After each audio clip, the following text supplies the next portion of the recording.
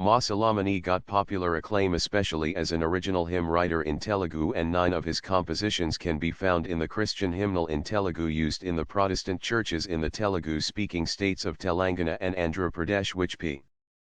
Solomon Raj, the Lutheran pastor, notes that it has been of high literary standard, consisting of hymns in Telugu set in music patterns of Carnatic music and Hindustani classical music. Hedlund, the missiologist, wrote that, along with the Bible, the Christian hymnal in Telugu also formed the main bulwark of Christian spiritual life for the Telugu folk and of equal use to both the non-literates and the literates as well.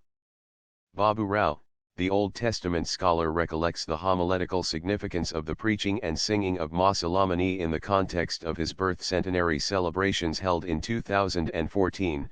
We heard the messages of Masilamani in the Church Society gatherings of the churches under Convention of Baptist Churches of Northern Sarkars, where Masilamani would preach on a theme with key verses split into 3 parts, each stuffed with exegetically and expository devotional and spiritually deep thoughts, with exhortations through suitable and easily understood illustrations, making an educated and illiterate member of churches to go home feeling equally enthusiastic after having heard and listened to a wonderful sermon and songs. Sometimes the listeners would go home singing the theme song which Masilamani composed. While the use of Telugu in Christian hymns was on an upward rise in the Protestant churches, it was not so among their Catholic counterparts, who had to stick to Latin.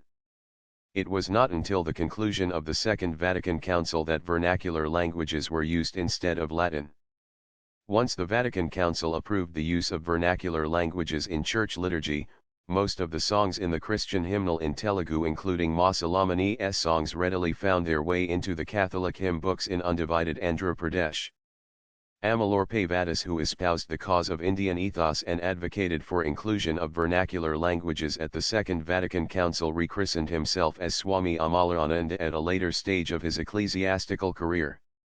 The growth of the church in Telugu-speaking states of Telangana and Andhra Pradesh began taking shape with the advent of Catholic and Protestant missions.